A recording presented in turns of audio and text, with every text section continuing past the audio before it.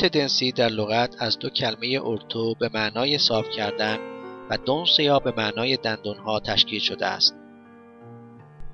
در ارتودنسی علاوه بر ردیف شدن دندانها، به روابط دندانهای بالا و پایین نسبت به هم و همچنین روابط خود دندانها نسبت به فکی که در آن قرار دارند و همچنین به روابط فک بالا و پایین نسبت به هم توجه خاص به عمل می آید.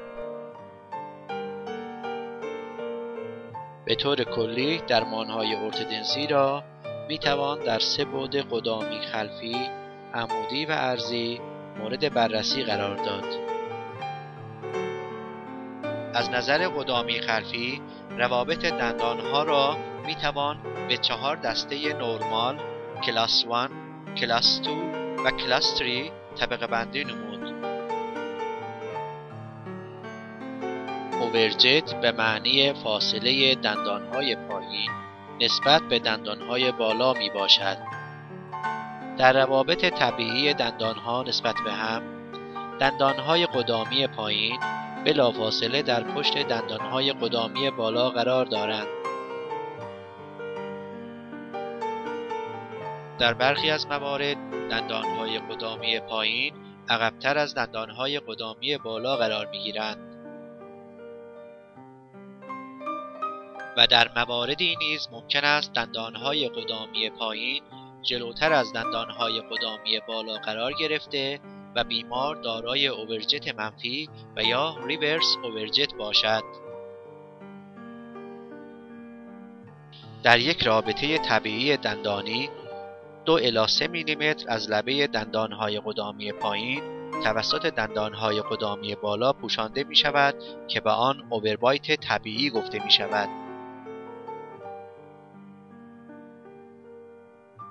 همپوشانی کم را اووربایت کاهش یافته و همپوشانی زیاد را اووربایت افزایش یافته می نامند. اگر همپوشانی خیلی عمیق باشد آن را اصطلاحاً دیپ بایت و اگر دندانهای قدامی از هم فاصله داشته باشند آن را اصطلاحاً اوپن بایت می نامند.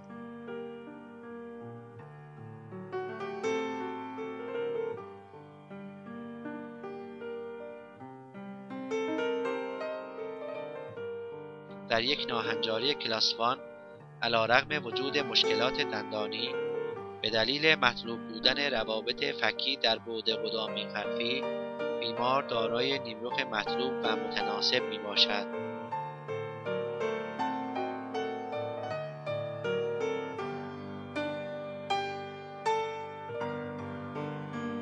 در این ناهنجاری در هر قوس دندانی دندانها می توانند دارای کراودینگ به معنای نامرتبی دندانها و یا اسپیسینگ به معنی فاصله دار بودن آنها با همپوشانی شدید دندانهای قدامی دیپ بایت، نرسیدن دندانهای قدامی به هم اوپن بایت، نامرتبی دندانی به دلیل کمبود شدید فضا کراودینگ، فاصله بین دندانها اسپیسینگ، تنگی فک بالا کراس بایت خلفی و همچنین نهفتگی دندانها را می توان جزو ناهنجاری های کلاس 1 دسته‌بندی نمود.